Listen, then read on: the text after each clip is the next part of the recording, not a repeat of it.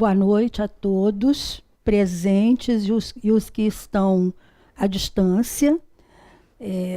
Meu nome é Rosa Vilhena, eu sou mestre em gestão empresarial, tenho uma longa carreira na área de gestão e de gestão de pessoas, trabalho com consultoria em empresas e também em universidades, e sempre fui uma apaixonada por essa área, continuo estudando, acho que não vou parar nunca, né? Principalmente considerando os dias atuais, né? A nossa conversa hoje vai ser sobre o papel da gestão de pessoas no planejamento da empresa. Muitas vezes, né, o profissional da área de administração, ele é alocado em diferentes áreas da empresa, né? Até porque é uma profissão que ela permeia muitas outras. E, dentre essas, nós vemos cada vez mais o papel do administrador, né, nesse braço da gestão de pessoas. E é importante, então, nós estabelecermos o link entre gestão de pessoas e administração da empresa, da organização propriamente dita. Muitas vezes nos fica a impressão que são coisas distintas. Eu já vivi experiências do pessoal do planejamento estratégico se reunir lá numa sala, os administradores, os economistas, os outros, e o RH não estar presente. Não, o RH não entra, né, nesse grupo de adultos. E daquele planejamento vinham ordens, diretrizes completamente desvinculadas, às vezes até da própria realidade da empresa, que não conhecia tão bem o seu pessoal e, mais do que isso, as suas necessidades em relação à gestão de pessoas. Hoje, felizmente, e eu espero, isso é cada vez mais difícil. Nós já percebemos a equipe de RH sentando à mesa com os outros profissionais das outras áreas para, então, montar um planejamento estratégico que seja viável. Então, é esse papel que nós vamos conversar um pouquinho agora. É apenas uma agenda para nos dar um guia, né? Mas nós vamos conversar um pouquinho sobre os objetivos organizacionais e a gestão de pessoas. Evidentemente, vocês, como administradores, conhecem bem o tema visão, missão, objetivos. Nós só vamos dar um overview. O planejamento estratégico propriamente, da gestão de pessoas, estrutura e processos, e eu achei importante incluir o BSC, o Balance Scorecard, aplicado à gestão de pessoas. Sempre que a gente fala em BSC, dá uma impressão também que é coisa da gestão administrativa, mas a gente vai lembrar que tem lá uma perna dele que é exatamente pessoas. Muitas vezes, né, é aquilo, uma imagem fala mais que 1000 palavras, né? Nós temos o ambiente onde as organizações convivem, e aí vale para uma grande organização e vale para uma pequena organização. Ela não muda, ela não pode deixar por menos só porque tem menos funcionários. Isso é um equívoco que se comete. Eu não vou sofisticar, não. Aqui é uma coisa mais simples, não se trata de sofisticar, mas nós temos que ter, muitas vezes, em pequena escala, todos os componentes daquela estrutura. Então, nós temos um mercado fornecedor, que nos dá os insumos, e aqui falando com pessoas de logística e tudo mais, isso fica mais claro do que nunca, né?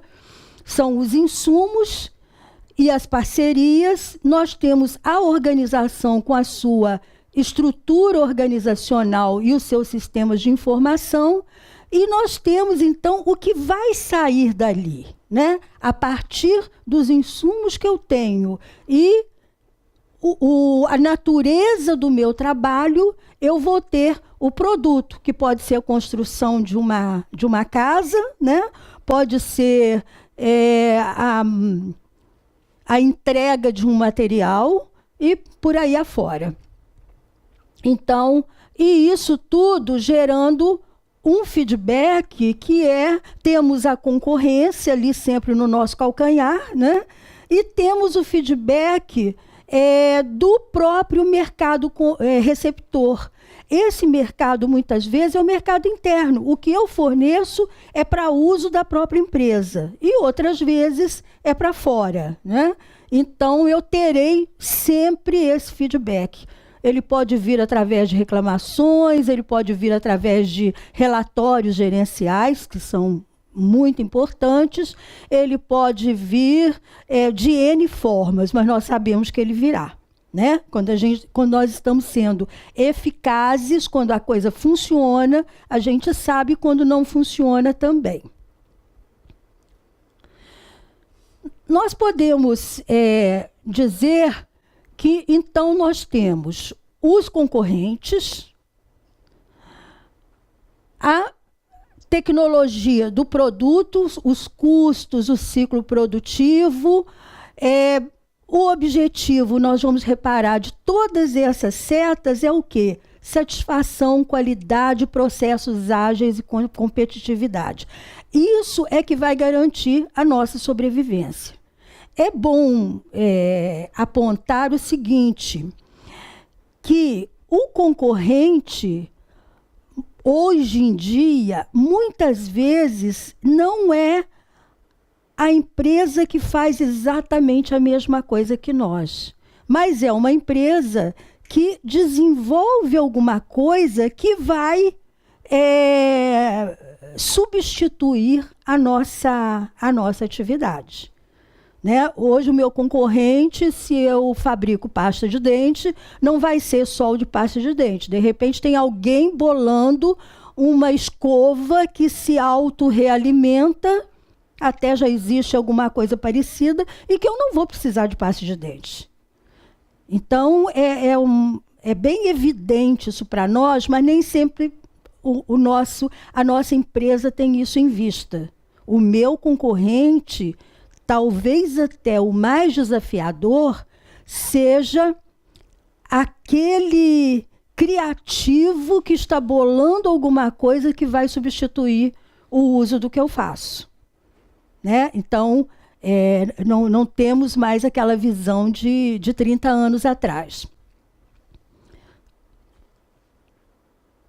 A representação básica de uma organização, e eu acho interessante, desculpa o seu Paulo, que o Paulo falou, né, de entender um pouco mais como é que funciona uma organização, nós temos aqui, mais uma vez, demonstrado. Os insumos, tudo aquilo que eu preciso para que a minha empresa funcione. Eu tenho os acionistas, parte importantíssima disso, né? Porque é o cara que está lá que botou a grana e ele tem uma influência muito grande. E o mercado. E a empresa está neste meio, né? Compatibilizando os interesses. Nem sempre o interesse do acionista vai ser o interesse do mercado. A gente vê até com uma certa frequência. E esses insumos que eu preciso, e aí inclui tudo, inclusive a informação, né? Talvez um dos insumos que mais precisemos hoje seja o insumo da informação. Ainda colocando numa visão esquemática, para facilitar, nós temos, então, a missão e os valores da organização, que nós sabemos bem, a missão é aquilo, é a razão da qual aquela organização foi criada. E ela vem juntinho com os valores, né? Os valores, a empresa diz, a nossa missão é isto, mas não a qualquer custo. Isso vai ser dentro de um parêntese de valores que nós não abrimos mão. E aí você pode ter a questão de gênero, né? Você pode ter outras questões, então a gente quer chegar lá, mas não de qualquer jeito. E esses valores, eles são a alma da organização. E mais uma coisa que nós observamos, eu trabalhando em consultoria, dentro de empresas e tal, eu sempre observei que eles são pouco absorvidos pela equipe, pelos empregados. Vocês já devem ter encontrado, tem muitas organizações que colocam no hall do prédio, às vezes até perto do elevador, né? Nossa missão nossos valores são esses. Eu já fiz várias vezes a pergunta para empregados onde eu estava dando cursos e tal. Você sabe quais são os... Não, eu falei, mas você não pega o elevador todo dia? Realmente tem alguma coisa escrita lá, mas nunca prestei muita atenção. Aí nós já começamos a perceber um campo que talvez a área de recursos humanos deva investir. Esses valores só fazem sentido se eles forem vivenciados. E para isso, em primeiríssimo lugar, ele tem que ser conhecido. A gente vê textos lindos, né? Nossa, que maravilha, o mundo tem jeito. Mas eles não são vivenciados. Então, está lá escrito, não admitimos preconceitos de gênero. Aí você vê rolando aquilo tranquilamente. Né? Você vai olhar lá no organograma da empresa, não tem uma chefe sequer. Tudo é do sexo masculino. Então, esse gênero aí, como é que combina? E outras discriminações, né? Então, é muito importante, porque, vejamos, isso está no topo. A missão, para que nós existimos, e os valores que nós respeitamos e defendemos, é que vai gerar todo o resto. Tanto que é um equívoco quando se pensa, quando se diz que a missão e os valores da empresa podem mudar de acordo com quem está presidindo a empresa. Missão e valores não se muda. Às vezes, até nós observamos, algumas empresas resolvem diversificar. Né? Então, é muito comum você ter um plano de saúde, uma empresa de plano de saúde, e ela resolve também atuar em outra área, por exemplo, de planos mais baratos para outro público. O que ela faz? Né? E está certinho. Ela cria uma outra empresa, com outra identidade, em que a missão certamente será diferente e os valores podem coincidir, mas também pode haver diferença. Então, a empresa muda, cria uma outra, ela não coloca aquilo tudo dentro do seu escopo, porque descaracteriza. E a direção da empresa, a mesma coisa. Né? A pessoa a pessoa que foi eleita não pode dizer assim, não, na minha gestão, a missão vai ser isso. Não, isso não muda. Bom, a partir da missão e dos valores é que nós vamos ter a visão. Né? A visão é quando a gente diz assim, o que eu quero ser quando crescer. Né? A visão, ela é projetada hoje em dia no nosso país, ou talvez no mundo. As empresas não projetam para 30 anos, como acontecia nos anos 80, talvez. Porque as mudanças são muito rápidas e são imprevisíveis. Então, essa perspectiva tempo, ela passa a ser um pouco mais curta. Mas sempre projetando lá onde nós queremos chegar. E como é que eu chego lá? Só porque eu quero significa que eu vou chegar? Claro que não, né? Aí nós temos os objetivos estratégicos, que são o quê? O caminho que nós vamos, que a empresa vai percorrer para poder chegar lá, onde está a nossa delegada sentada. Então, eu não vou poder dar um passo que chego lá. Então, nós vamos traçar marcos para chegar até lá. Esses objetivos, eles são traçados geralmente pela alta administração. Né? Eu não posso, chefe de um setor, não, meu objetivo estratégico para a empresa daqui a não sei quantos anos é fazer isso, porque não vai funcionar. Então, a direção determina onde é que nós queremos ser a maior empresa do setor, a maior empresa do Estado no setor de construção. Então, isso não vai ser de um dia para o outro, né? Nós vamos ter etapas aí, e essas etapas serão acompanhadas. Mas acontece que a alta direção, que está lá na sala dela, né? Algumas, isso já mudou muito, mas ela está lá, é o que ela quer. Como é que isso vai acontecer? Não é porque traçou aquele planejamento lindo que as coisas vão acontecer. Ela precisa, em primeiro lugar, compartilhar isso com as pessoas que vão fazer.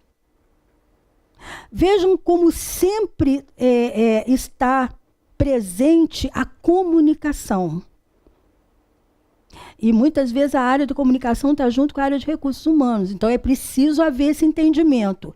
Isto vai acontecer se ela comunicar para, não só comunicar, como traçar planos para as áreas. Como que esse chegar lá vai acontecer? Vai ser através da área de recursos humanos, de finanças, da área comercial, marketing e outras. Agora, imaginemos se isso nada fala com coisa alguma. Planejamento estratégico está lá. O pessoal daqui, que são chefias, nada foi trabalhado, porque não basta você mandar um paper.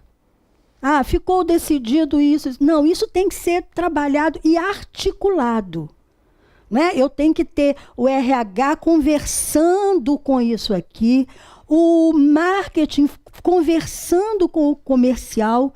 Gente, eu já vi tantos casos que o marketing não conversa com a área comercial, ou seja, você tem uma empresa que tem um ponto de venda. Ela conhece pela localização quem são os clientes, qual é o perfil, o que sai. Vamos imaginar um vestuário. O que sai, o que não sai. E o marketing fica lá fazendo as peças maravilhosas, que ele considera maravilhosas, mas que não tem nada a ver com o público da cadeia de lojas. Ele não vai a campo. Sim, e não só não vai a campo, como também não utiliza os meios de comunicação disponíveis. Ele acha que não é problema dele.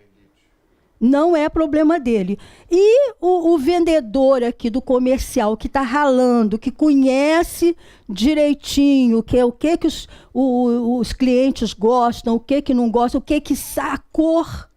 Uma vez eu prestei consultoria para uma empresa grande que acabou, né, bem sintomático, que uma mega, aquela assim, que era lá no alto do ranking, aqui do Rio de Janeiro.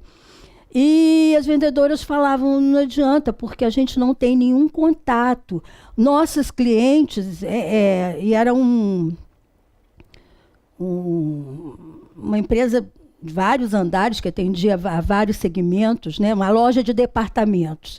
Então, ela dizia, olha só, chegou um monte de roupa vermelha, mas as minhas clientes não compram vermelho. E aí, é todo aquele problema, né? Tanto que Deve ser entre essas e outras que a empresa não foi adiante. E aí a gente costuma falar, mas é a crise. Realmente a crise pesa muito, mas nem tudo é a crise. Nem tudo. Né? Quando a gente está vivendo vacas magras, a gente fica mais... A gente racionaliza mais para comprar, racionaliza mais para usar o dinheiro. Quando está o dinheiro sobrando, a gente erra, acerta. Então, nem tudo é. Bom, essas áreas, então, elas têm que estar afinadíssimas e sabendo qual é a fatia de contribuição que elas vão dar.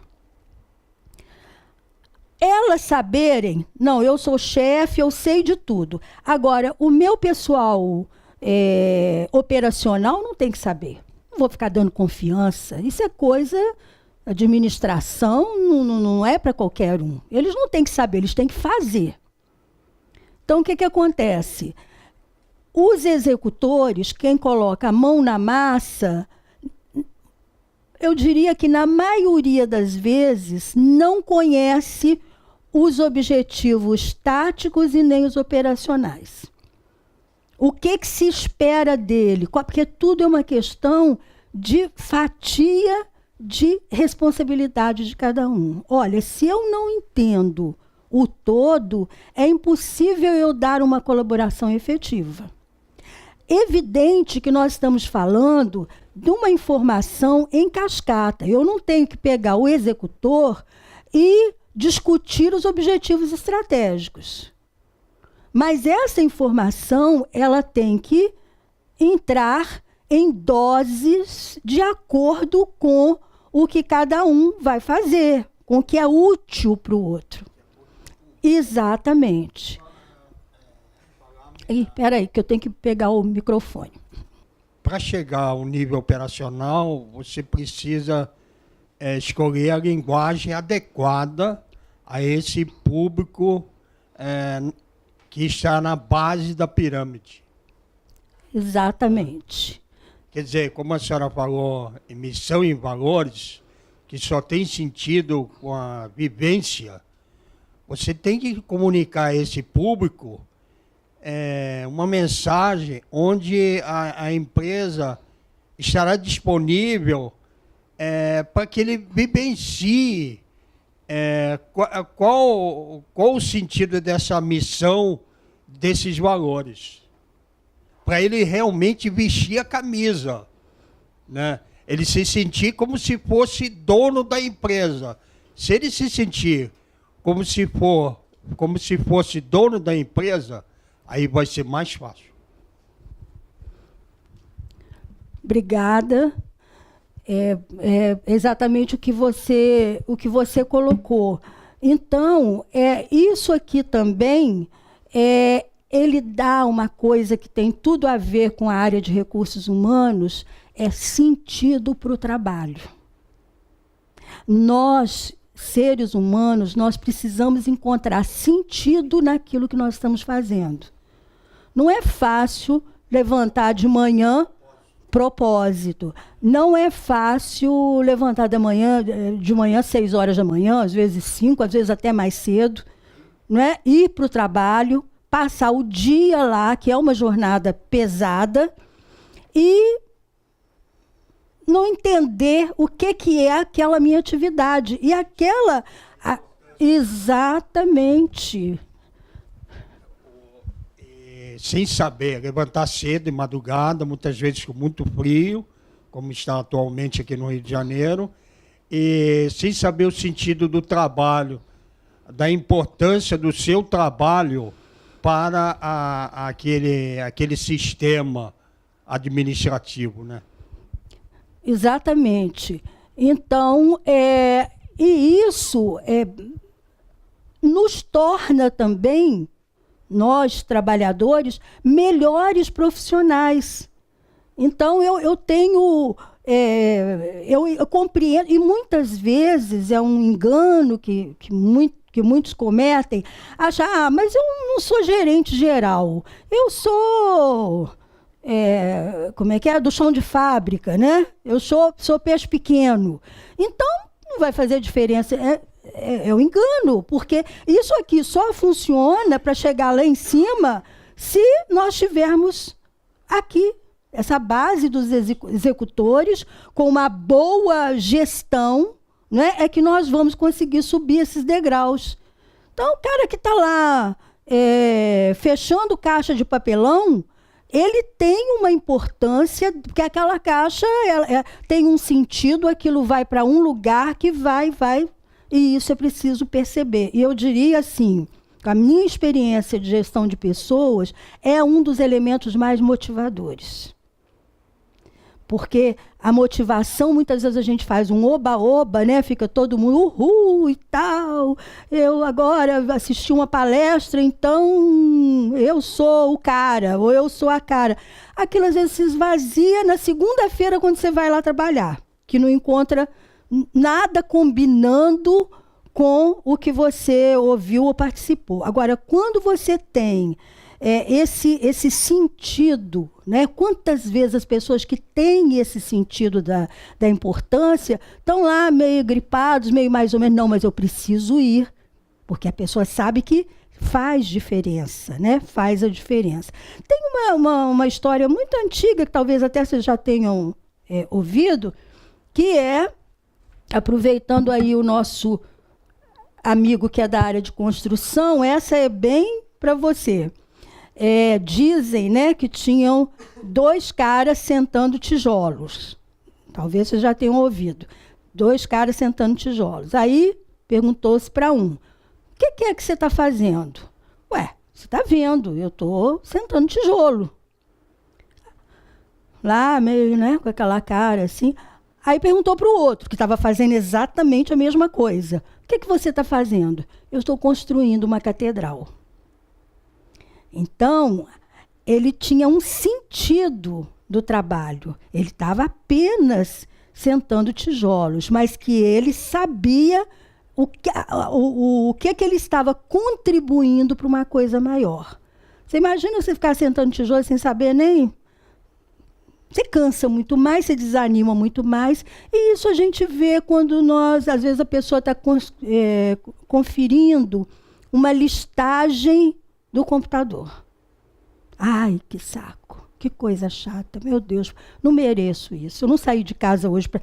Não é? Que você está rindo aí? Fala para mim, o que você tem horror? Tá ligado? Tá, acho que tá. Na verdade, milhões de listagens, né? O que acontece bastante, assim, a empresa onde eu trabalho, ela tem uma certa desorganização que a gente está tentando reverter nos últimos anos.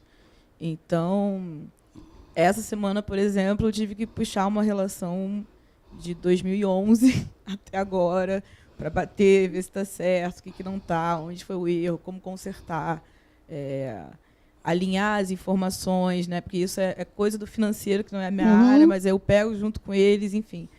Então, você está falando dessas listagens. Quando você entende que aquilo vai gerar um problema para o financeiro, o administrador foi solicitado pela diretoria um relatório e a gente precisa mostrar que aquilo está dando rendimento, você se empenha mais, né? Você automaticamente se empenha mais. Sem dúvida. E você se sente parte de uma coisa maior, né? Isso é fundamental e, assim, não custa nem R$1 fazer isso, né? A empresa não tem que investir dinheiro, ela tem que investir na sensibilidade dela.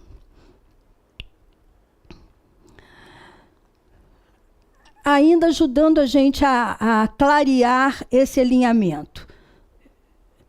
Definição da gestão. Opa! Agora nós já vamos cruzar com a gestão de pessoas, que, como nós vimos no outro slide, voltar com ele aqui, cada área dessa, ela precisa agir da mesma forma, só que dentro do seu âmbito, né? Então, vamos ver o que o RH precisa fazer. Definição da missão da gestão estratégica, que, evidentemente, essa missão vai ser filhote daquela maior. Né? Eu não posso ter uma esquizofrenia, e não, mas na minha área a missão é essa. Não. Definição da visão dentro da área, da mesma forma que o marketing vai ter, que finanças vai ter. análise do ambiente externo e interno, porque isso se viabiliza quando eu sei, por exemplo, internamente, com qual equipe que eu conto. Às vezes você vê planejamentos incríveis, mas a sua equipe, são 2 pessoas. Para aquele planejamento, para aquele plano, é inviável. A construção de cenários, né? Vocês, muitos aí de administração, certamente conhecem muito mais a fundo, eu estou dando só uma repassada. O cenário é bom, e parece que a empresa está com uma política de cortar 10% do pessoal, é um cenário. Aí o que a gente vai fazer? Isso, isso e isso. Não vai haver corte, ou até vai ampliar. Então, vamos trabalhar nesse cenário. Né? A gente precisa ter ali 2 ou 3 possibilidades.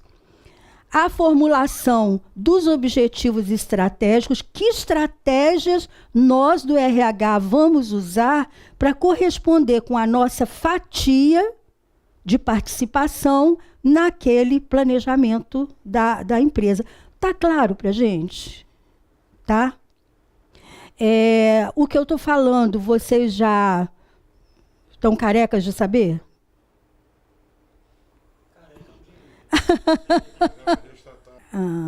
Não, eu digo sobre o... Não, tá legal. Senão, por favor, sinalizem.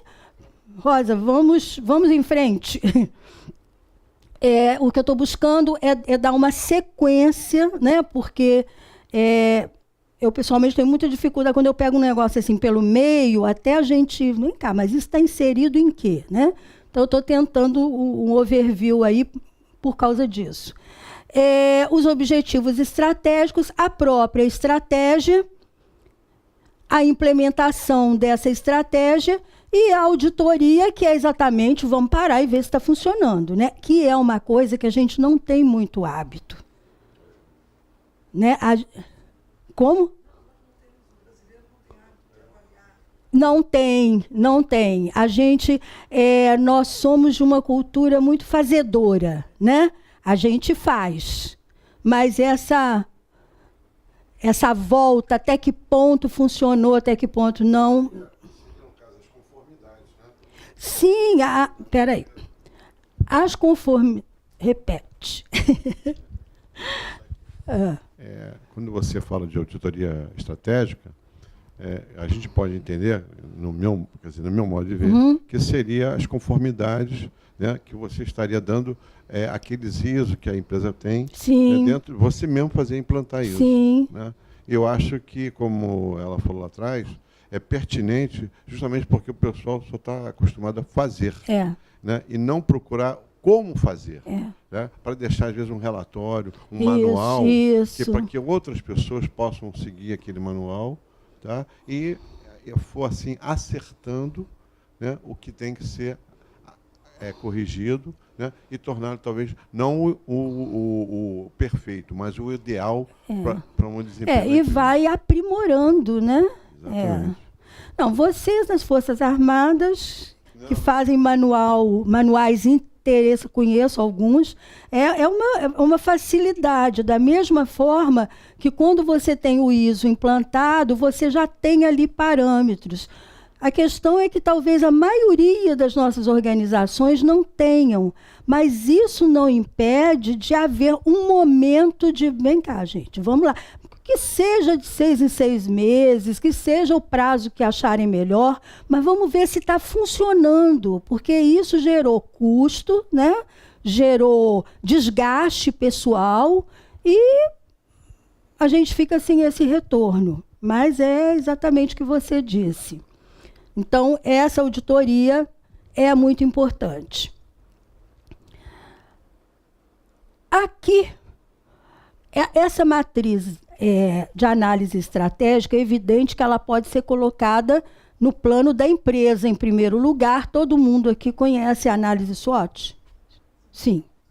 Então, diplomados em análise SWOT. Mas, se a gente der um foco para a área de recursos humanos, O que me interessa é a interseção entre isso. A empresa lá na análise SWOT, vamos imaginar, ficou super bem na foto. Porém, a minha área de recursos humanos, que muitas vezes é pequena, tem pessoas que estão lá que pediram uma transferência diária. Eu já ouvi várias vezes, né? Pessoas que me disseram assim, eu falei, mas você está aqui no RH, por quê? Sempre gostou, sempre se capacitou? Não, eu entrei numa fria, porque eu estava muito enjoada, muito cansada do meu trabalho, que era na área X, e eu achei que RH não fazia nada. Então, eu pedi transferência e agora eu estou vendo que não é nada disso. Porque, né, você remete assim, pessoas, isso ali deve ser uma moleza. Eu que estou na área financeira, ralando muito, vou dar um tempo. Também já ouvi assim, vou dar um tempo no RH, mas estou vendo que não é bem o que eu pensava.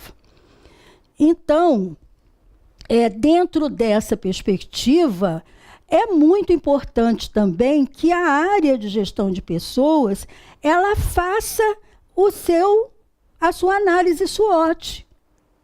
O que ela vai propor lá naquele planejamento estratégico, o que ela tem de alavanca, de coisas legais, que podem proporcionar coisas legais, e o que ela tem de fragilidades, que não dá para ela avançar. Eu já vi muito acontecer em relação à pesquisa de clima. As pessoas são muito encantadas com pesquisa de clima. Então, uma chefe do lado do RH conversa com uma outra, de outra empresa. Fizemos pesquisa de clima, contratamos uma empresa, foi ótimo, e, enfim, pesquisou tudo que tinha. Mas eu também quero para a minha. Mas as pessoas esquecem um pouquinho o que fazer com o resultado da pesquisa de clima. Porque a empresa competente que fez, ela vai entregar um relatório. E este relatório é que tem que ser trabalhado. A pesquisa em si é um pedacinho do caminho. O que eu vou fazer agora? E para isso eu tenho que estar preparado. Conheço vários casos que investiram na pesquisa de clima, depois o assunto morreu. Exatamente. Cadê o... Fala aí. Fala aí. Normalmente o resultado, quando não agrada a quem encomendou a pesquisa, ele costuma ser engavetado. Eu já acompanhei algumas experiências assim, o que traz uma frustração muito grande, porque é trabalhoso. Uma pesquisa bem feita, você empregado, você tem que se deter naquilo para responder e cria uma expectativa.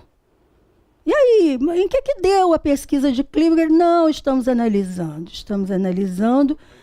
E nunca saiu disso. Então, a gente não pode, o RH, ele precisa olhar para dentro e ver do que ele dispõe. Se eu tenho 2 funcionários, né, que vieram parar no RH por um acaso, como é que eu vou trabalhar essa pesquisa? Qual é a devolutiva que eu vou dar? Então, em momento algum, eu estou dizendo que não é para ser feito, não é isso. Mas eu preciso constantemente fazer essa análise, mesmo que seja de uma maneira quase que informal. Mas, assim, agora, quais são as nossas...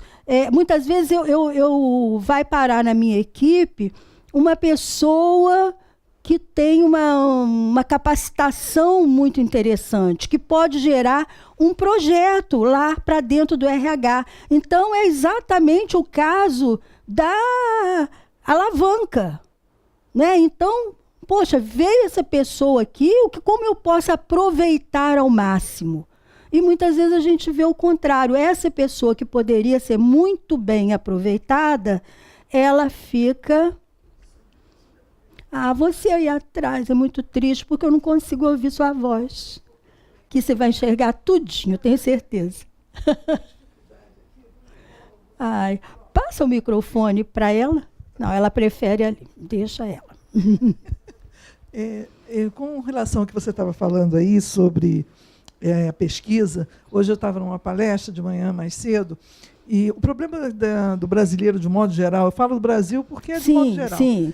Faz pesquisa nesse país, mas não há periodicidade nessa pesquisa para fazer um histórico, para a gente poder fazer uma análise. Então, se faz uma pesquisa, por exemplo, de vitimização, a primeira e última que eu tenho conhecimento, em 2007.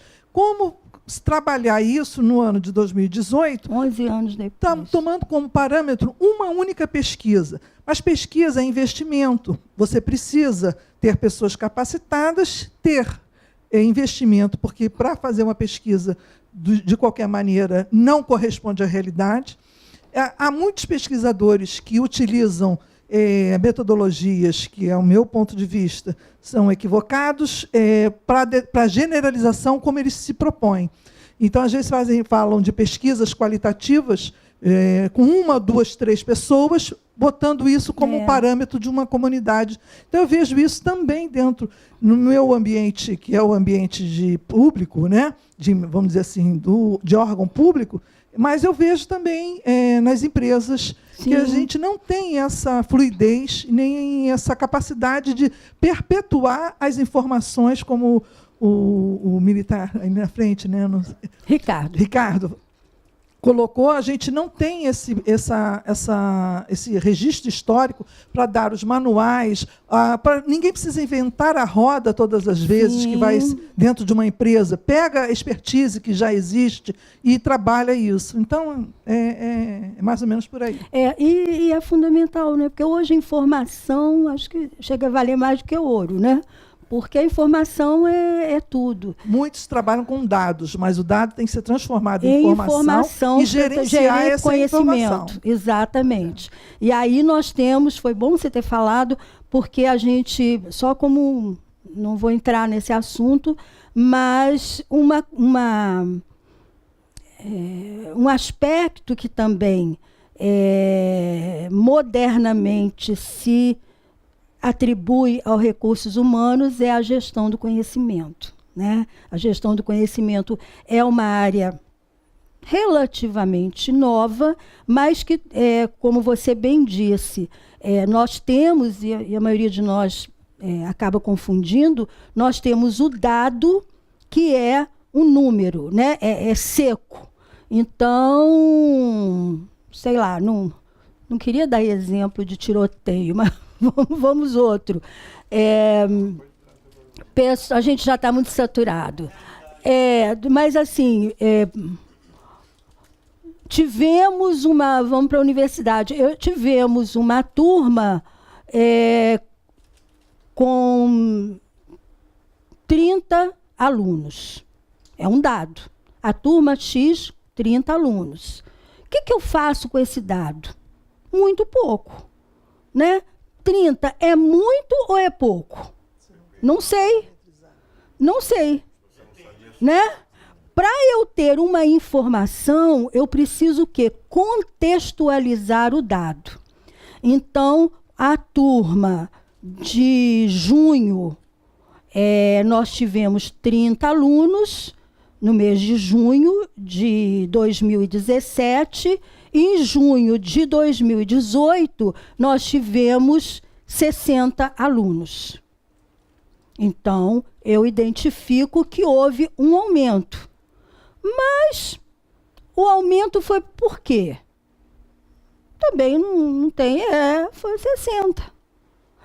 Quando eu vou investigar essa informação, e, principalmente, ter base para tomada de decisão, a informação está ligada à tomada de decisão. Eu vou verificar que essa turma de 60 alunos, nós fizemos uma mudança na metodologia, ou incluímos temas tais e tais, que esta mudança gerou uma adesão maior. Aí eu tenho um conhecimento que eu posso, muito rico, que me aponta qual é o caminho. Ou se fosse o contrário, nós tivemos uma turma sobre uma lei aí X. No ano seguinte, 15 alunos. Por quê? Essa lei já está bem esmiuçada, já é de domínio público, não tem mais a curiosidade que era da outra. Não vamos fazer outra turma para 2019, porque é um assunto que já foi absorvido.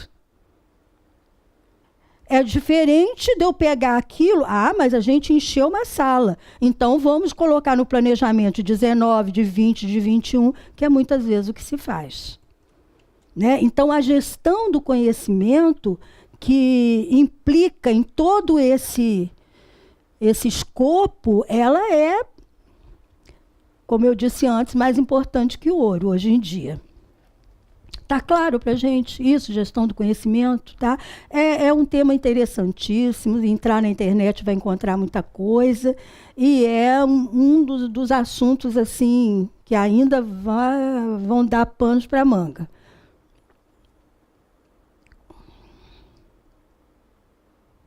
Com isso, a nova área de recursos humanos, então a gente está vendo que há uma mudança, né? E essa mudança ela vai ter que combinar o perfil do profissional de recursos humanos, também tem que dar, como se diz, um refresh, né?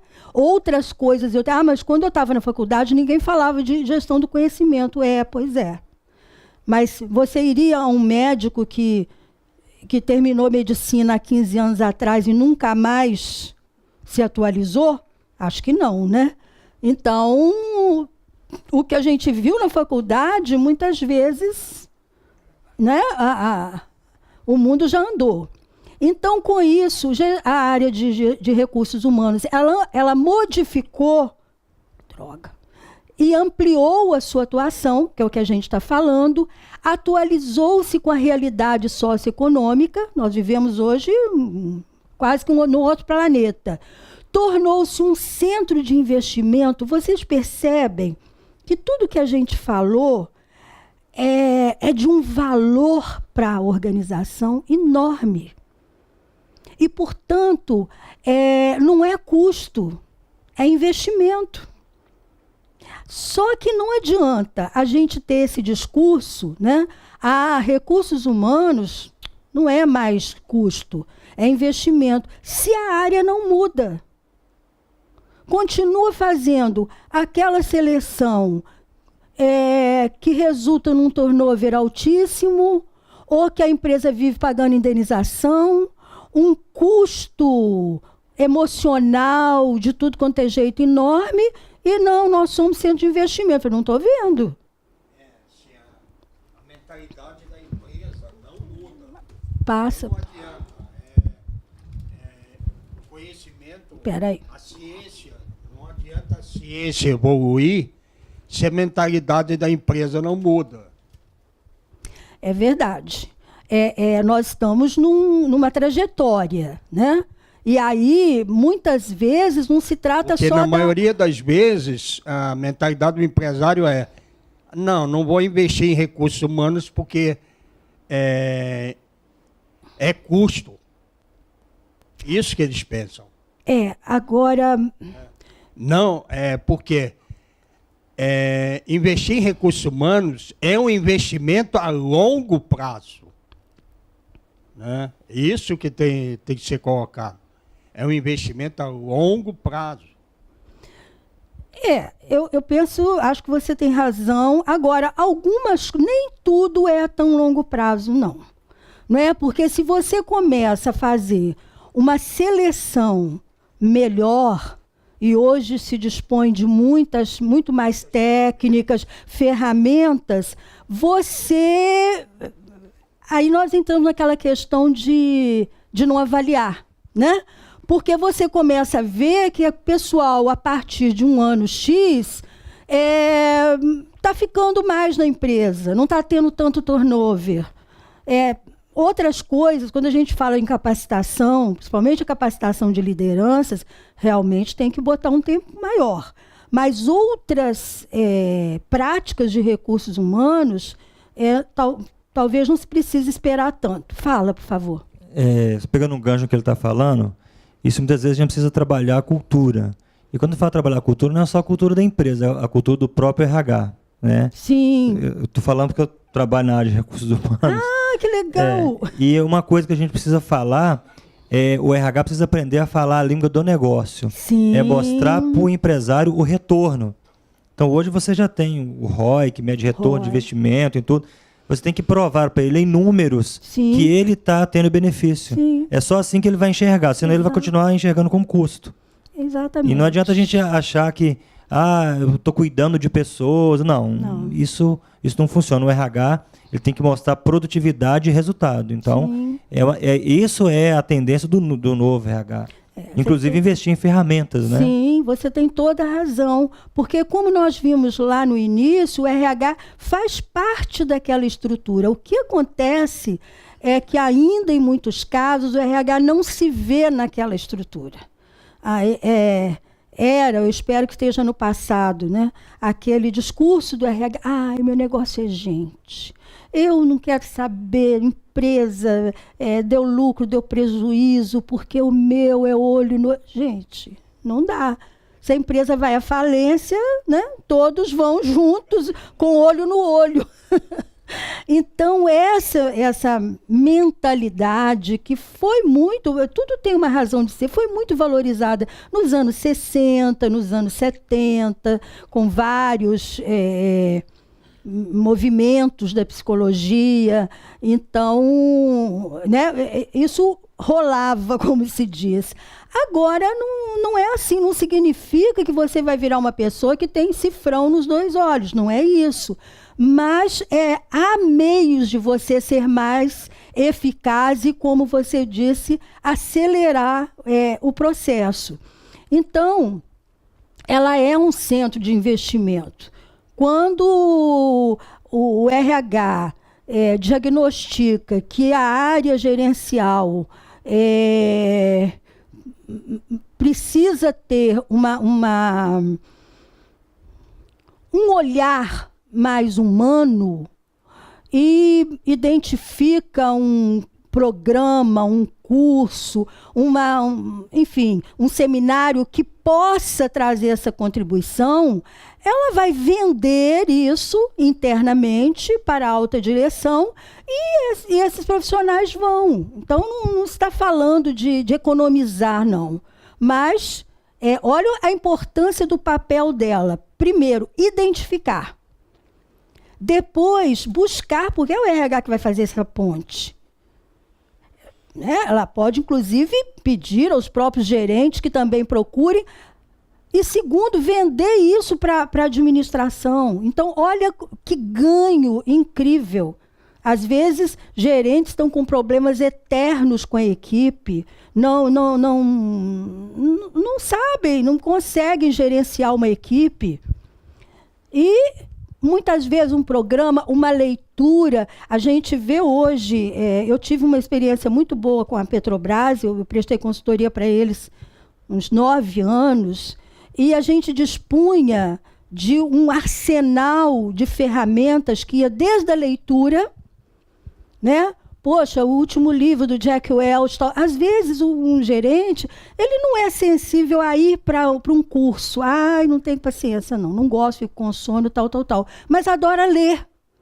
Então, por que não uma indicação? Hoje isso é fácil, né? Você entra no Google por tema, não precisa nem outra coisa mais sofisticada, e você pode indicar filmes. Né? Às vezes o camarada é amarradão em filme. Você tem seleções de filme, você também encontra isso com facilidade, que vão, através de um lazer, sensibilizar o cara que você está cansado de ouvir reclamação de que ele com a equipe é um pavor. Então, olha a importância estratégica do RH. E isso vai se refletir numa avaliação de desempenho, que já não vai ser... Antes colocavam lá, né, tudo com a nota baixíssima para o gestor, aí você começa a ver melhoras. A questão é, como você colocou bem, nós não temos o hábito de parar para avaliar. Informações a gente tem. A gente tem dado, a gente tem informação, mas não transforma em conhecimento. Fale, Ricardo. Aproveitando o que ele está falando, realmente a parte de investimento seria de suma importância também a parte de treinamento e desenvolvimento. Sim, porque sim, você sim. Poderia reter os talentos. Porque você já imaginou, você acabou de falar, você investir num profissional da empresa, oferecer uma pós-graduação, um mestrado, um MBA, e esse funcionário, de repente, sair da empresa porque recebeu um convite. Então, se você não reter esses talentos, que hoje em dia é o que está se fazendo mais, fazendo um trabalho totalmente diferenciado, você tem um capital competitivo muito grande no mercado, e que você transforma aquilo em alguns benefícios para todos. Então, sai tudo, é um jogo de ganha-ganha. Claro. Se tiver só um jogo de ganha-perde, alguém vai perder. Né? Não vai ser a empresa. Então, eu acho que isso é importante deixar bem claro, porque o RH é um investimento realmente muito importante nesse setor também, porque eu acho que você retém pessoas específicas para alavancar a empresa. Sem dúvida, você tem toda a razão. Só um minutinho. Não, só complementando o que o Ricardo disse, eu acho que, pelo menos a impressão que a gente tem é que quanto mais a empresa e o setor de RH, o setor administrativo de uma forma geral, se atualiza, essa troca de funcionários vai acontecendo. Da mesma forma que você perde, né, um funcionário que você investiu, que você pensou o desenvolvimento dele a longo prazo, você tem uma troca de empresas de acordo com o objetivo e de acordo com aquilo que você está oferecendo. Né? Então, acredito eu que a parte importante nesse sentido é envolver o funcionário, envolver a pessoa junto da tua missão, para ele não ir para outra. Sim, né? Assim, a gente tem uma troca muito grande. Assim, eu trabalho com o setor da parte de segurança eletrônica também. Então, o que a gente vê é todo dia uma atualização, todo dia um TI diferente, todo dia algo diferente. Você tem que adotar a estratégia, já que a gente está com uma sociedade correndo, né, com tecnologias e tudo o tempo todo, para que esse ambiente seja palpável, esse ambiente faça você não querer sair dali. É uma coisa mais humana até do que só a parte profissional mesmo, porque senão vai embora. Sem dúvida. Você quer falar? O que acontece às vezes? Eu acho, até eu já passei por isso também. Eu não fiquei numa empresa porque eu não consegui me identificar com ela. Quer dizer, meu objetivo era e o objetivo da empresa era outro. Então, eu já não estava me sentindo bem ali. E você passou numa seleção, participou de uma seleção. Passei. Quer dizer... Na empresa havia um departamento de desenvolvimento de pessoal, mas só que era inócuo, quer dizer, não funcionava. Eu cheguei, eu quero fazer uma pós-graduação. Né? Ô fulana, falei com a psicóloga, quero fazer uma pós-graduação. O que a empresa pode fazer por mim? Aí eu disse, não, você pode fazer uma pós-graduação, problema seu. Não, mas o que a empresa vai me dar em troca? Entendeu? Ela ficou sem palavras. Aí, quer dizer, me desmontou, né? Eu disse, eu vou sair, vou para outro lugar, porque eu não estou conseguindo me identificar mais aqui. Né? Porque a empresa não vai fazer nada por mim. Eu vou fazer um investimento muito grande na pós-graduação e a empresa não vai me dar nada em troca. E esse pós-graduação estava relacionado ao que você fazia lá? Sim. Era uma empresa de turismo, uma empresa do ramo de hotelaria. Eu queria fazer uma pós-graduação em eventos. E uma parte do mercado que a empresa atuava era a parte de eventos. Uhum.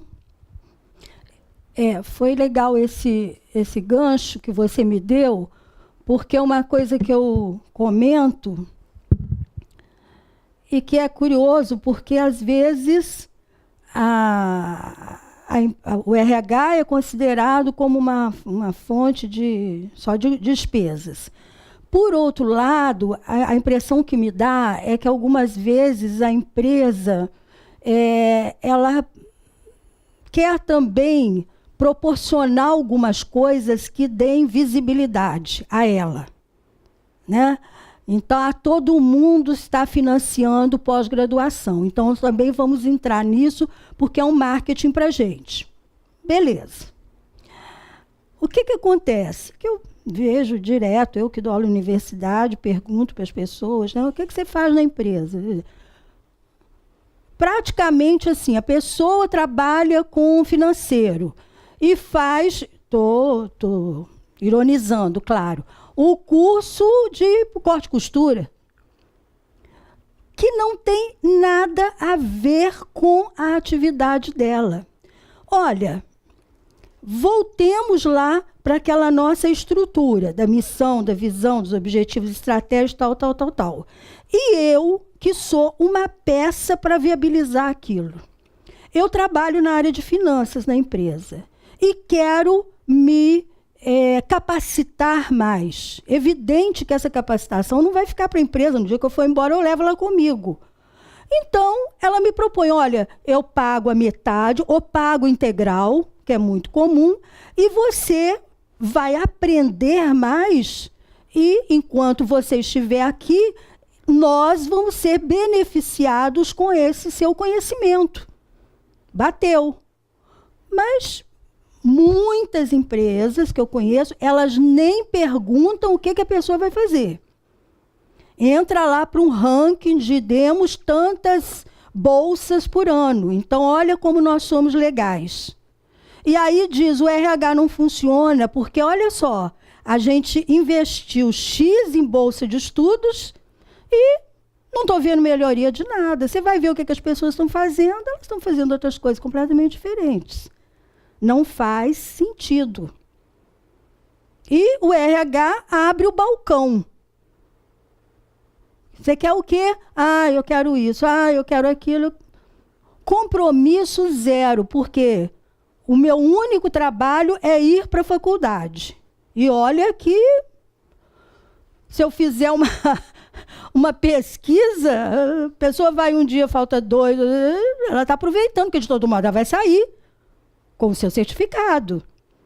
Então, eu só, sem fazer juízo de valor, se é isso mesmo que a empresa acha que é legal, vai em frente.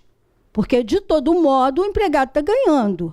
Agora, não pense que isso está aumentando a eficácia do seu planejamento, porque não está. As pessoas podem dizer, Ana Rosa, mas olha só, deixa quieto, nem toca nesse assunto, porque para mim tá bom. Ok, mas eu penso que todo o acordo, né, que é feito, ele está valendo. Agora, eu fico me perguntando se muitas vezes o RH tem um raciocínio parecido. Porque não basta ter dado não sei quantas bolsas. Em que isso traz de retorno? Outro fator relevante é porque grava.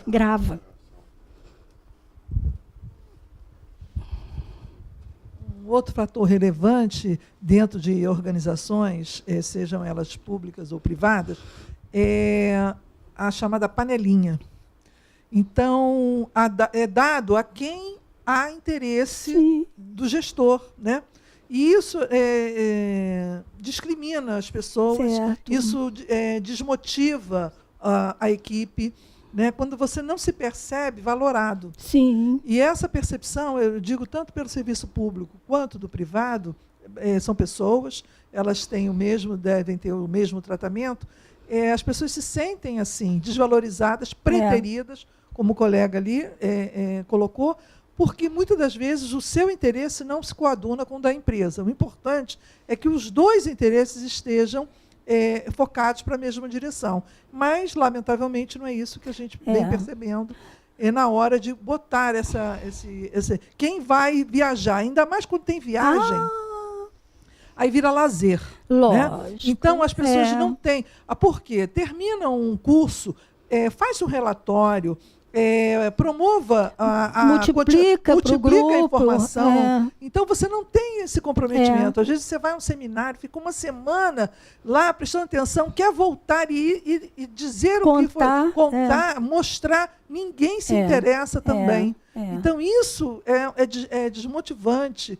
É triste de ver. Né? E a gente está falando de gestão de pessoas e as pessoas não se dão conta que pessoas precisam ser acolhidas, né? Recepcionadas, valoradas, engajadas e ter esse sentimento de pertencimento. Exatamente. Eu acho que é isso que está faltando em qualquer empresa, pública ou privada. E aí, olha como nós estamos percebendo o RH cada vez mais estratégico. E a diferença que há entre um RH estratégico, que pode, eventualmente, ele vai lá no diretor, no presidente da empresa e diz, olha, vai haver um curso sobre avaliação de desempenho, que é muito importante para nós, a nossa avaliação é fraca e eu preciso mandar 2 pessoas da equipe. O que isso vai trazer de retorno? Avaliações mais justas, menos problemas depois da avaliação, que a gente sabe como é que o clima fica. É evidente que se o cara de cima também é um gestor antenado, ele vai medir, vai falar, poxa, o que a gente vai evitar de problema que todo ano a gente tem, vale a pena. Mas existe uma lógica, né? O que a gente vê é o RH ainda, e isso eu penso, eu sei que é comum, mas eu considero um desafio tanto, eu não seria capaz de cuidar da parte de DP e mais da parte de desenvolvimento de pessoas. Porque DP consome, né? Você também é DP? São áreas interligadas. Então, a gente não trabalha uma área dissociada das outras. Mesmo que parte da equipe esteja trabalhando, com DP, no nosso caso, a gente chama de ARH, né? Outra vai trabalhar com desenvolvimento e outra com outros aspectos, mas é tudo interligado. Não, tudo bem. O que eu fico pensando são as pessoas dando conta de tudo ao mesmo tempo. Quer dizer... Vê folha de pagamento, vê falta, vê atraso, vê mais não sei o quê. Ao mesmo tempo, tem que ver qual é a área que está trazendo dificuldades, que você está tendo notícia que as coisas não estão bem, que você precisa fazer um diagnóstico até para evitar desperdício, né? Então, essas 2 coisas, porque, curiosamente, daí vem a minha admiração, são perfis profissionais muito diferentes. Então, quem cuida dessa parte mais financeira, de controle, geralmente é um perfil bem diferente dessa outra área que pede algumas competências até meio intangíveis, porque muitas vezes você tem que perceber no ar o feeling. Você vê uma reunião, por que um grupinho fica lá de gerentes? Está lá e o outro está cá, que um fala e o outro rebate com acidez. São coisas que você começa a perceber sintomas. E que cabe a você investigar e tomar medidas de preferência preventivas. Então, se eu tenho uma folha de pagamento para dar conta, eu já não, eu acho que eu não conseguiria, não. Mas a gente vê, pelo que você está falando, no seu são várias áreas, imagino que vários profissionais. Com perfis diferentes. Com perfis diferentes, mas você vê em muitas empresas, até de grande porte, que não haveria necessidade de ser dessa forma, um grupo muito pequeno dando conta de tudo, que chega numa determinada época do mês, para tudo, porque eu tenho que cuidar da folha, né? Por mais informatizada que seja. Então, não há um esclarecimento, ou então, aquilo que a gente sabe também, que nós não somos bons, é nos vender. Né? O profissional lá, o gerente, o chefe do RH, nem sempre ele topa, né? Ir lá e conversar com o superior e dizer, olha, porque às vezes até o superior não conhece bem o trabalho, é impossível conhecer tudo. Então, isso, nós estamos correndo tais riscos, é o tal cobertor curto, né? Eu trato disso, mas isso aqui fica em descoberto. Então, você vê até empresas grandes, você até estranha, porque o RH, como você disse, a administração de recursos humanos é imbricado ali na parte de desenvolvimento, que é uma parte trabalhosa. Então, tornou-se um centro de investimento, mas isso você tem que vender. Ninguém vai identificar porque está na cara. Não, está na sua cara, mas nos outros não está, não. Adotou a estratégia de instrumentalizar e orientar seus executivos. Esse é um ponto muito relevante. Até alguns anos atrás, e quando eu digo isso, não significa que hoje não estão fazendo a mesma coisa, mas a tendência era atender a ponta. Então, haja turmas de relacionamento, relacionamento interpessoal, relações interpessoais, motivação, não sei, tinha um elenco, né? Um elenco. Que já de cara, a pessoa, eu já vi de tudo, mas já vi também de no fim do ano sair uma listagem e você escolhia o que queria fazer. Olha, se você tem uma deficiência, é muito difícil, num processo de autoavaliação profundo, você falar, isso aqui eu sou ruim, eu preciso fazer um curso. Geralmente, quem vai é quem não tem o problema. Né? Porque é uma prova de maturidade excepcional. Você olhar e falar, caramba, eu preciso disso. Vão aqueles que adoram fazer curso. Né? Então, em todas ele está. Não é não? É isso mesmo. É isso. Somos 10, né? Isso. Movimento de equipe, aí vai lá. Haja DE. Aí tem umas variações, tem uns daqueles, sem nenhum demérito, são super válidos para quem realmente está precisando daquilo, né? Tem aqueles, houve muito nos anos 2000, não sei se ainda existe o TEAL, que é um que é em São Paulo, que você sobe na árvore, desce da árvore, laboratórios de sensibilidade, super, nada contra. Mas, e manda empregado, manda funcionário. Mas o gestor, eu não preciso e eu não vou. Então, quem comanda o espetáculo, não fica uma discrepância entre a equipe que chega desses programas, eu costumo dizer, tão sensibilizada que praticamente nervo exposto, né? Porque você tá, né? Foi tanta coisa legal que você viu, que você ouviu, que você foi ouvido, né? Então você tá. Aí o seu chefe tá lá na sala dele. Ah, bom, isso aqui eu já sei que dura uns 3 dias, que depois passa. Só tem que ter paciência. Depois ele volta ao normal. Ele que é o maestro, né, da orquestra, ele não está, ele não participa. E, novamente, quem vai é quem não precisa. Tem aquele cara que já está super trabalhado, ele vai, porque ele sabe como é. Então, a tendência hoje é investir maciçamente nos executivos. Porque no momento que eu tenho um executivo bem trabalhado, ele naturalmente vai ter uma atuação no dia a dia melhor. Aí, mais uma vez, o RH estratégico, ele tem que pensar o seguinte: o gerente, o gestor, ele não vai ficar 3, 4 dias sentado com um consultor falando. Eu tenho que criar outras estratégias. E aí você tem um universo de estratégias interessantes, às vezes mais compactas, mas que tenham a ver com aquele público.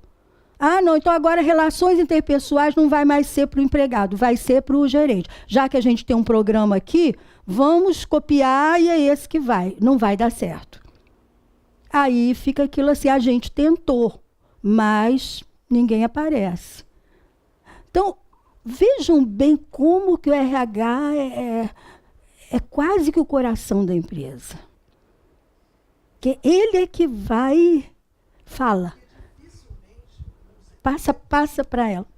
Até porque dificilmente um executivo, um gerente de um departamento, uma coisa assim, não quer se expor num conjunto nesses programas. Então a estratégia realmente tem que ser outra, mais individualizada, até para ele poder sentir. O coaching. É isso aí. Não é? O papel do coaching mesmo. O coaching é ali sob medida. Ele não tem que se expor e ele vai trabalhar as questões dele.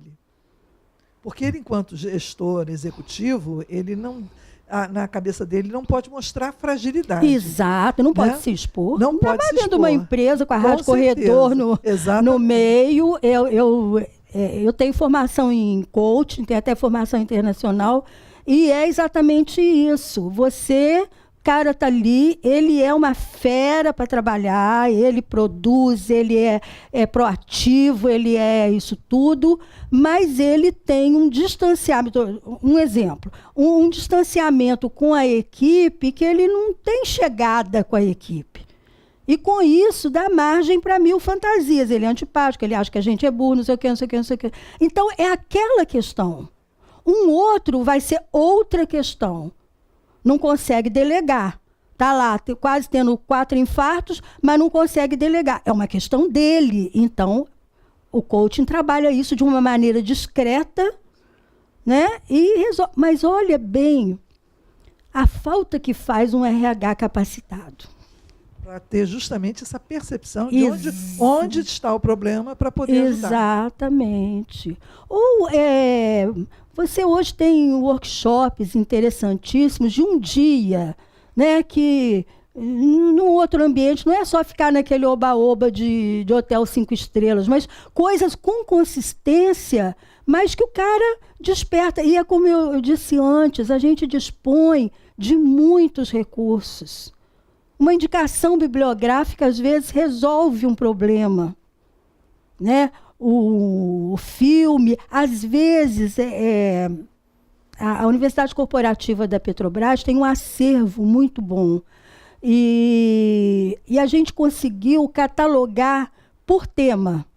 Então, assim, liderança, gestão de equipes, conflitos, uma série de filmes que eles, não sei como está hoje, mas eles, inclusive, podiam levar para casa para assistir, devolver, pegar de novo se quisesse. Então, você está trabalhando a questão, mas por um filme de rede, não é filme de treinamento, não. É muito interessante. É uma área apaixonante, né, gente? Vamos combinar que é.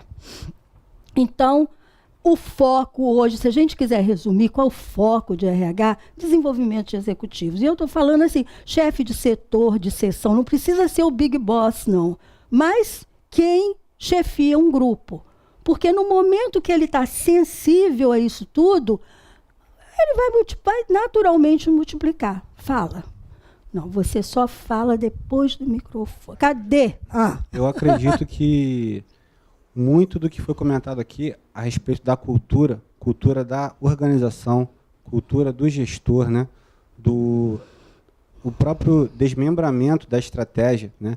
Para que ela venha sendo escalonada, né? Até a força de trabalho, né? Até o chão de fábrica ali. Muitas das vezes a gente vê que não chega até aquele grupo de pessoas que realmente executam. Sim, entendeu? não chega. No meu caso, o meu último processo seletivo foi há 3 anos e meio atrás. Eu estou nessa empresa nesse tempo. E foi meu primeiro cargo de liderança efetivo. Eu venho trilhando aí algum tempinho. E eu sempre me espelhei no meu chefe, no meu líder imediato. E eu me apaixonei pela organização.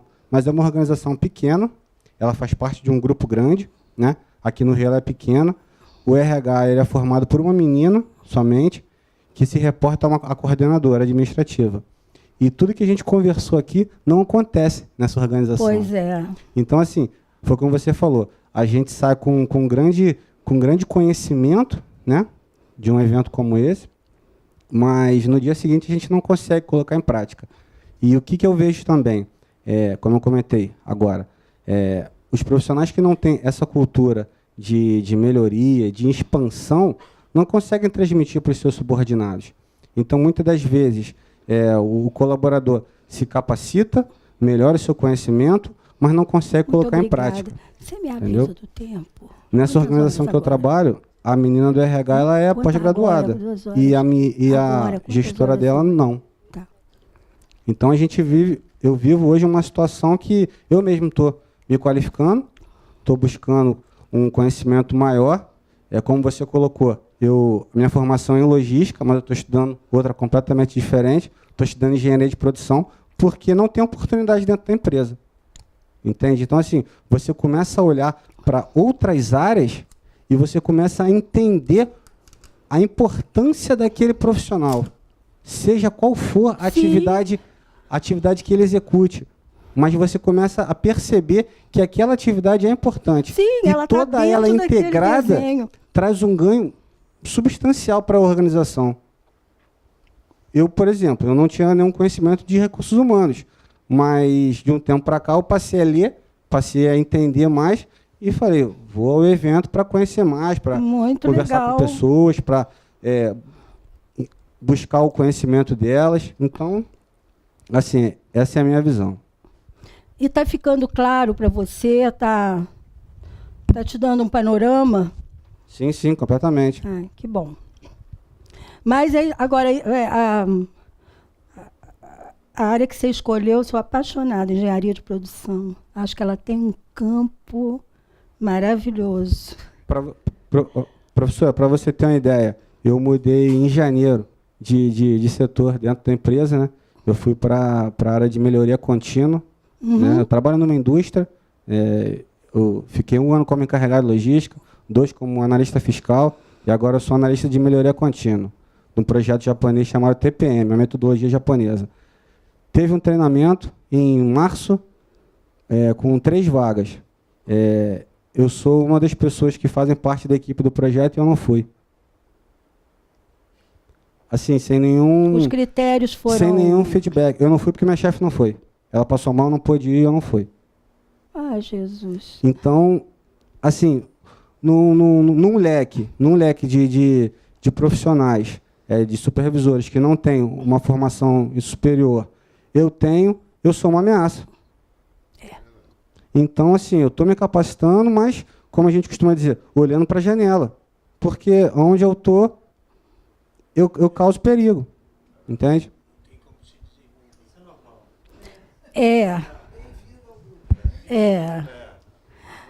Há estratégias para você. É difícil, é bem difícil, mas, como vocês já disseram, acontece muito.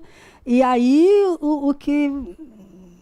se eu fosse dar alguma sugestão, daria de você investir muito no relacionamento interpessoal. Por exemplo, se você tem uma ideia, né, foi toda sua, procura compartilhar com alguém e na hora de levar a ideia adiante, o cara pode ter colocado só um pingo no i. Aí não adianta você pensar, mas não é justo, fui eu que fiz tudo. Você tem que pensar a longo prazo, né? E ir criando aliados no bom sentido, envolver as pessoas, porque se você olhar por uma outra perspectiva, né? E por isso é que eu às vezes paro para comentar sobre ponto de vista. A gente fala assim, não, mas olha só, no meu ponto de vista, você não está certo. Na verdade, eu estou dizendo, você não está certo. O meu ponto de vista, óbvio que é o melhor. Mas não é assim. Se eu olhar vocês daqui, é uma coisa. Se eu vier para cá, é outra. Se eu for para o fundo da sala, é outra sala e outra configuração. Então, no ponto de vista do ameaçado, realmente isso é uma pedra no sapato. Então, é a questão mesmo de envolver as pessoas, aceitar que você não vai receber, talvez, um mérito sozinho, mas com o tempo as coisas vão ficando muito claras. É que a gente fica tão danada a vida, né? Que acaba não conseguindo, mas é a única forma. Então, talvez você tenha que, pelo que você falou, você está provado que você tem uma capacidade grande, invista agora do outro lado, do relacionamento interpessoal. E presta atenção na outra pessoa, que a gente às vezes passa batido, né? O outro está dando 1000 sinais de comunicação não verbal. Mas a gente, né, presta atenção e vai à conquista mesmo. Mas você não passa por isso sozinho. Você já ouviu aqui pela reação que não é. Incomoda, né? Incomoda.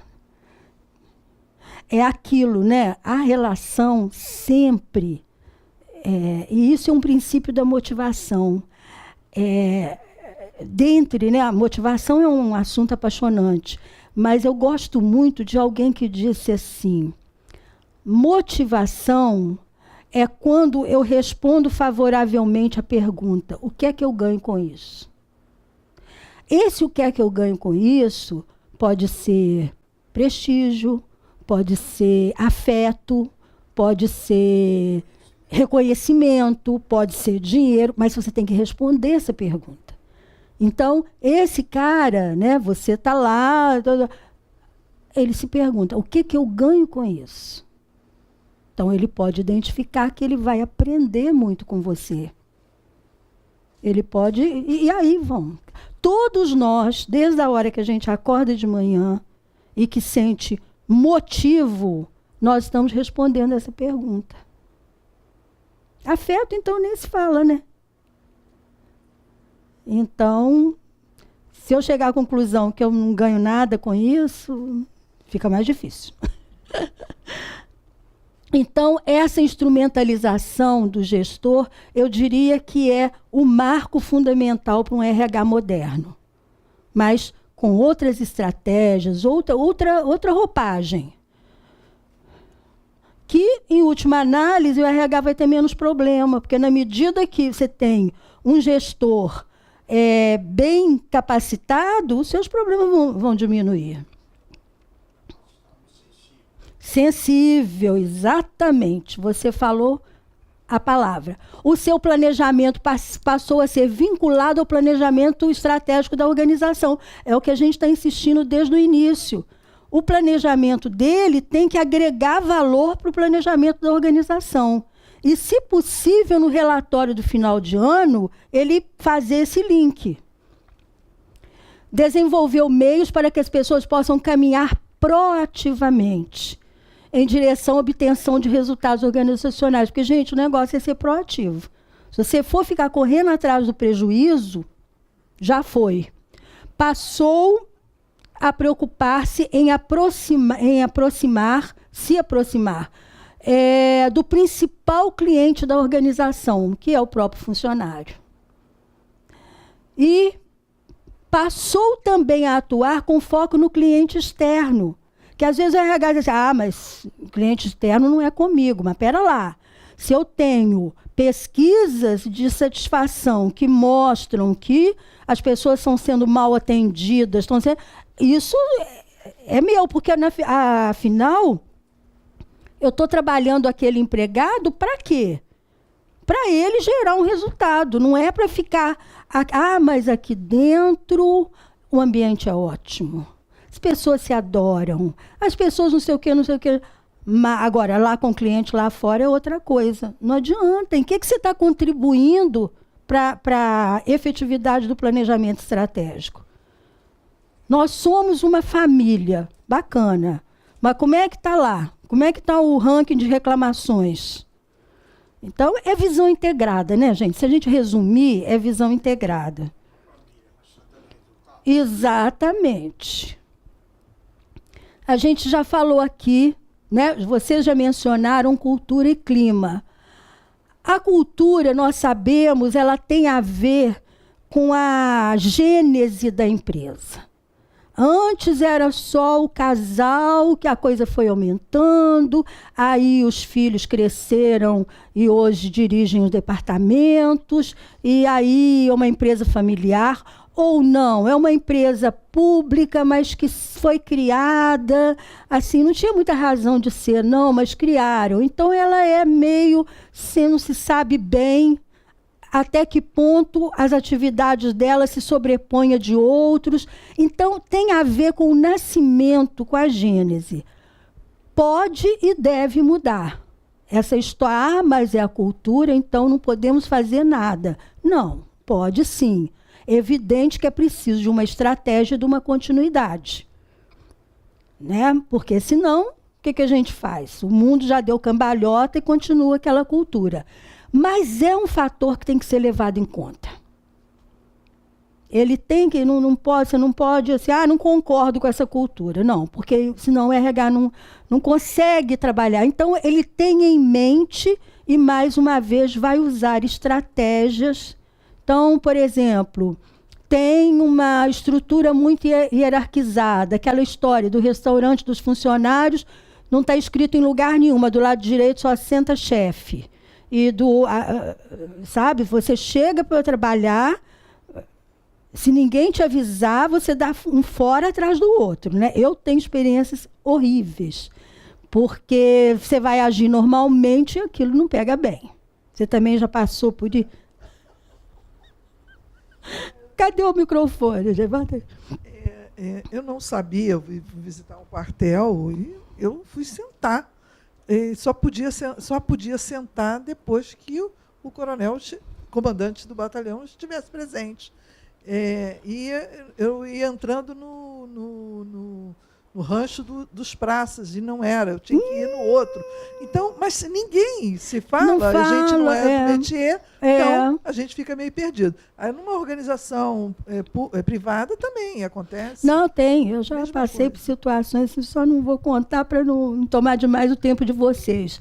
Mas o RH, mais uma vez, precisa ter a sensibilidade para ir modificando coisas que prejudicam a estratégia da empresa. Porque o que acontece muitas vezes é uma certa esquizofrenia. A empresa tem um plano, né? Um planejamento mais moderno, mais atual, querendo pegar novos públicos, ela tem aquilo. Mas a cultura ficou lá atrás. Então, tem vários impedimentos. Então, é preciso, com isso, criar estratégias para ir quebrando, mas de uma forma inteligente. Não adianta bater de frente, porque uma coisa está certa. Se aquilo existe, é aquele ditado, né? Tem um jabuti na árvore. Alguém colocou, porque jabuti não sobe em árvore. Deixa ele lá. Então, se aquela cultura, se tem aquilo implantado, algum motivo houve. Mas foi há 50 anos. Só que ninguém mexeu. Né?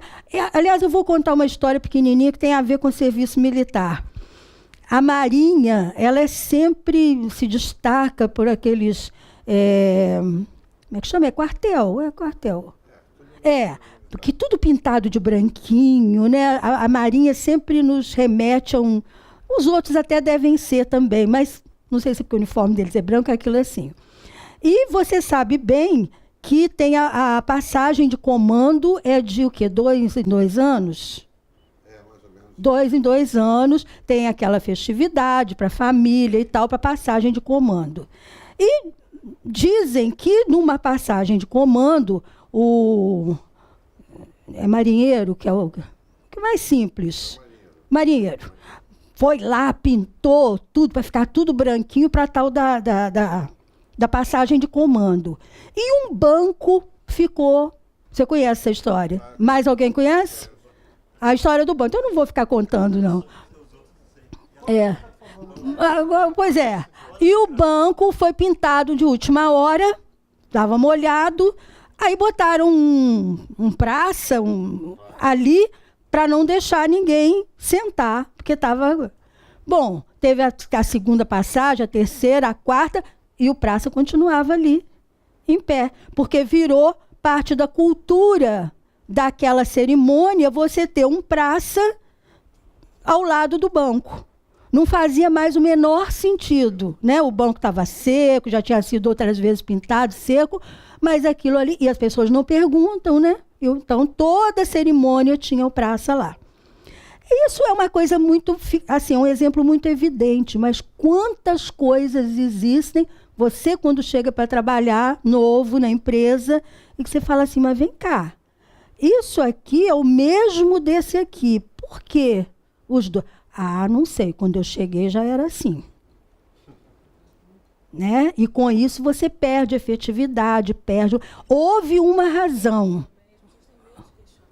Pois é, mas aí, se você for reparar, o profissional... o millennium, o profissional moderno, ele questiona. Já é um outro, é um pessoal que já chegou e está chegando, que não se coloca dessa forma. A gente precisa prestar atenção para nós não ficarmos também obsoletos. Não é chegar dando soco na mesa, mas... Sim. Eu vejo jovens questionam mais. Com certeza. Muito mais. Eles não aceitam só a ordem. Tem que ter o fundamento e o argumento para nos convencer do que é importante ou não fazer. Isso é uma mudança importante, porque todo jovem é questionador. Só que o jovem de 15 anos atrás, ele engolia o questionamento, porque também a cultura era outra. Por outro lado, hoje você vê CEOs de 30 anos, de 28 anos, aí comandando empresas. Então, a gente precisa mudar um pouquinho isso, né, para não ficar para trás. Então, a cultura sempre será um fator importante que, principalmente quando a gente vai propor alguma coisa, quando o RH vai propor, ele tem que ter essa memória, que é para dar, muitas vezes ele tem que dar uma volta. Então, por exemplo, no caso de um restaurante, eu presenciei essa experiência, que era aquela coisa horrível, né? De um lado o chefe, do outro lado o tal. Era uma coisa que incomodava. Aquilo lá, como é que é? Tinha um bandejão e tinha o... Como é que chama o outro? Mas classificava assim, né? Aqui é a peãozada e aqui são os chefes. Às vezes até mesmo sendo a mesma comida. Aí é uma coisa que começa a impactar muito, é a hora do RH levar para a direção. Às vezes, uma pequena mudança num layout, ela quebra aquilo. Não tem mais como ter a separação. Uma mudança de layout.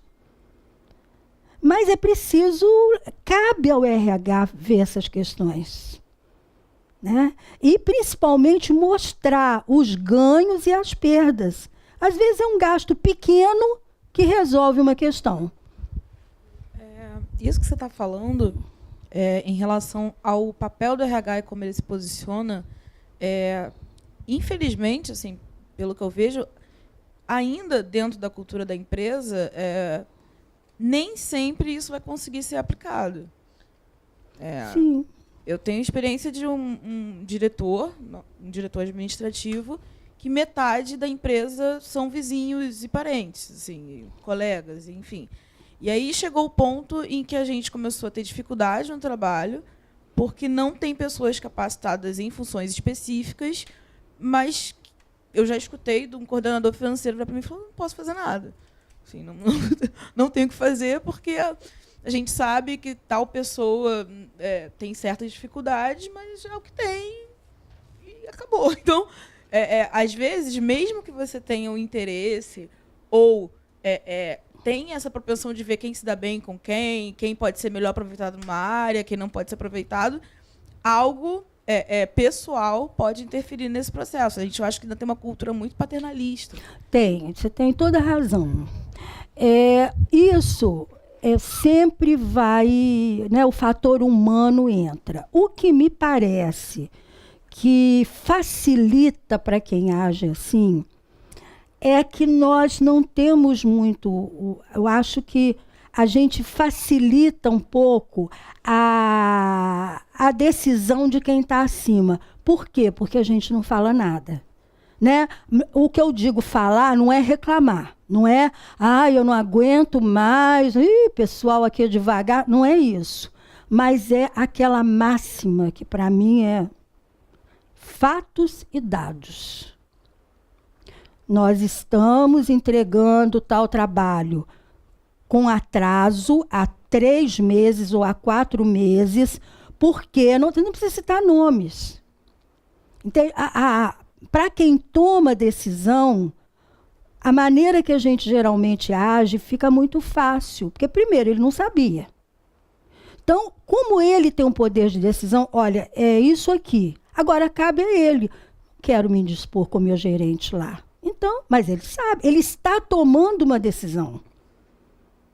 Então, se a gente levar em conta que tudo, como já foi dito aqui, deve caminhar em direção a um resultado que foi almejado, pelo menos, pelo planejamento estratégico da empresa, não esquecendo que ela tem zilhões de concorrentes que estão na jugular dela, ela não pode marcar bobeira. A maneira de não marcar bobeira é ser eficiente e eficaz. Quando você tem pessoas assim, é impossível que isso não repercuta no resultado. É impossível. E cabe a quem está no responsável colocar a situação para quem está acima. Não, mas olha só, eu prefiro desse jeito, tá? Você vai levando, é uma decisão dele. Mas muitas vezes a gente vê quem está lá... mas eu não sabia, ninguém me falou nada. Você sabe as horas. Nunca contrate quem você não pode demitir. Então, estou acabando. Tá. Já está acabando? Tô rápido. O cunhado. Não coloque parente para trabalhar, porque é um problema. É verdade. Nossa Senhora, você já imaginou, você demite o cunhado e a sogra? Sogra vem em cima de você. Mas é uma boa máxima essa. Então, nós temos a cultura e o clima. Né? O clima é um conjunto de percepções, opiniões, sentimentos. É aquilo, né, que a gente fala assim, o clima está pesado, né? São uma série de percepções. Há empresas que a gente chega e já sente mesmo, alguns falam até energia, né? Não sei se mas um clima mais tenso. Isso é uma variável tão importante que o RH tem que apurar, tem que ver, porque nem é saudável, né? Aliás, não é saudável isso.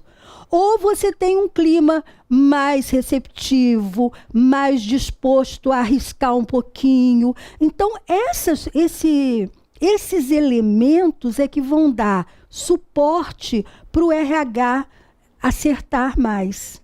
Agora, tem que, né, prestar atenção nisso. Com isso, o RH elabora projetos estratégicos, exatamente pegando todos esses pontos que a gente falou. O que é um projeto estratégico? Eu tenho ali um retrato de uma situação com várias nuances. Tem uma cultura mais arcaica, o clima, o pessoal está meio desanimado porque teve muita demissão.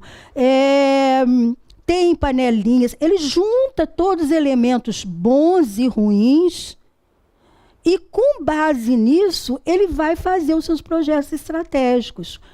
Para atacar um ponto, muitas vezes, no mesmo projeto, você ataca mais de um ponto, e aí esse RH tem uma ação mais assertiva, né? Não fica naquela listinha de curso que todo mundo faz, chefia, liderança, chefia, né? Aqueles que a gente conhece bem. O que não significa que ele pode comprar cursos. Não tem nada contra, desde que o curso seja adequado, tudo o diagnóstico. E hoje você tem ótimos programas online, você tem ótimos programas presenciais. Você não fala, mas eu não posso fazer nada disso porque eu não tenho pernas para isso, a equipe é pequena. Busque parcerias. A gente usa muito pouco parceria. Fala. Tem uma coisa que a gente trabalha muito, a questão da empregabilidade. Sim. E o profissional, ele precisa entender que é o seguinte, ele é o melhor produto que é ele mesmo. Sim. Então, se ele não souber se vender, dificilmente ele vai conseguir progredir na empresa que ele está, ou na carreira que ele está, ou receber novas oportunidades. Sim. Então, como eu estou me vendendo? Qual é o meu produto? A pergunta é, se eu tivesse uma empresa, eu me contrataria? Exatamente. Se a resposta for não, ou se você mesmo ficou na dúvida, é sinal que mesmo. Você está precisando investir em qualificação. Exatamente. E não esperar pela empresa. Se você esperar pela empresa, a maioria não vai vir nada, não. Exato. É esse ponto que eu ia ressaltar. Houve época em que a responsabilidade pelo desenvolvimento era toda da empresa. É bem rapidinho, mas é uma coisa que me marcou muito. Eu, certa vez, estava dando uma palestra, foi até no SESC aqui da Tijuca. E era para vários profissionais, até eram da área pública, mas isso não significa que não aconteça com todo mundo. Era muita gente, que o auditório do SESC é grande, né? E eu estava falando, a palestra era exatamente sobre empregabilidade e reengenharia pessoal, que é você se reinventar. Aí, falando sobre capacitação e tal, aí uma moça, estava até mais no final, falou assim, Rosa, eu queria falar, eu nunca participei de um treinamento. Uma pessoa já, assim, não era primeiro emprego. Eu falei, mas não, o que houve e tal? Meu chefe nunca me mandou. O chefe nunca mandou, ela estava com 20 e tantos anos de empregada, meu chefe nunca me mandou para um treinamento. Não mandou, ela também não buscou nada. Ficou parada, tá? Aí o auditório fez aquele silêncio, e eu também, não vou falar o quê? Vou falar com ela, você vai ficar agora de virada para a parede de castigo, porque você não se mexeu, não podia falar nada. Mas ela, sim, é porque ela estava ouvindo a palestra e ela devia estar muito agoniada, né? Porque ela estava estacionada. E aí é explicável. Meu chefe nunca me mandou. Então, quer dizer, o mínimo que a gente pode fazer por nós é tomar as rédeas da nossa, né? Da nossa vida, em todos os sentidos, inclusive nesse. Então, o chefe nunca mandou, o mundo deu essa virada que deu, porque muita gente viveu sem o chefe ter nunca mandado e ela nunca ter ido, e ficou tudo certo, mas acontece que, né, mudou muito. Então, esses projetos estratégicos é que vão dar visão a isso. E, para encerrar, vocês, como, né, maioria administradores, conhecem bem o Balance Scorecard, né? Mas eu trouxe só por conta dessa parte aqui, dessa perninha aqui, que no Balance você tem aprendizagem e crescimento. As pessoas associam muito a processos, a gestão de clientes, a gestão financeira, mas eu tenho aqui essa perna que é exatamente de aprendizagem e crescimento, que tem tudo a ver com a gente. Desenvolvimento aqui, desenvolvimento de competências da equipe, infraestrutura tecnológica, cultura organizacional e clima para a ação. Então, quando a gente está falando no balance do Kaplan e do Norton, nós estamos falando também em gestão de pessoas. Vou só passar aqui o que eu tenho. Aqui é a descrição, isso aqui não precisa.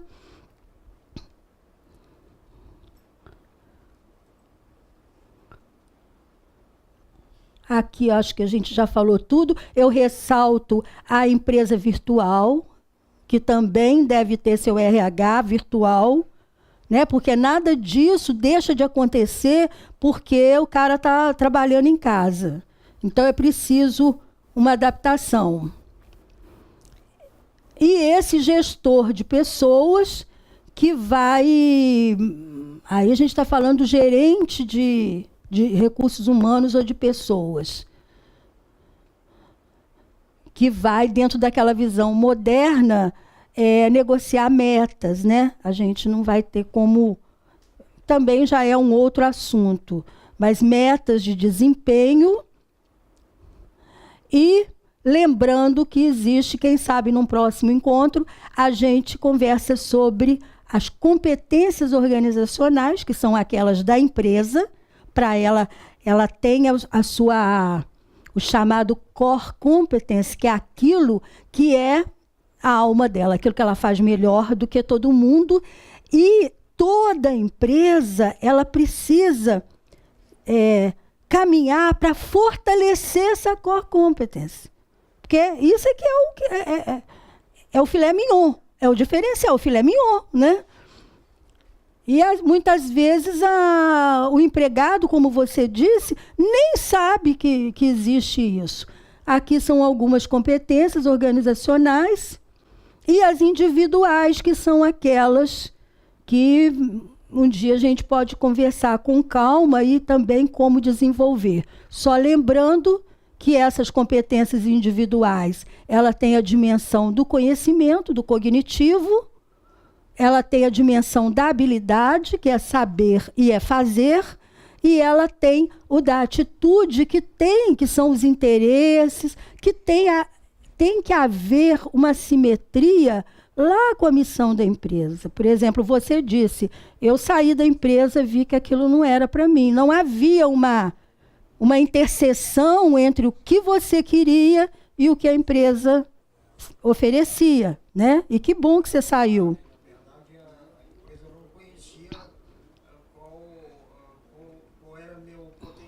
Sim, Quais eram as minhas habilidades. Sim. Como as minhas habilidades e competências poderiam ser encaixadas aproveitadas. Tá certo. Finalizando, às vezes as pessoas dizem, mas RH é muito subjetivo, por isso que não dá para avaliar. Não é verdade, né? A gente vê que tem indicadores monetários, de quantidade, de tempo, de qualidade, todos esses indicadores você desdobra, tem o ROI que você comentou, não é? Então não é mais desculpa. E finalizando, um pensamento do Goldsmith que diz: para reter talentos, as organizações terão de claramente identificar, desenvolver, envolver e reconhecer os funcionários-chave, aqueles que fazem a diferença. As organizações incapazes de modificar seus sistemas de recursos humanos para atender às realidades do futuro perderão vantagem competitiva, que é tudo que elas não podem perder. Gente, muito obrigada pela atenção de vocês. Espero ter abordado algumas coisas que vocês ainda não tinham oportunidade e reforçado aquelas que vocês já estavam carecas de saber. Tá? Obrigada. Obrigada.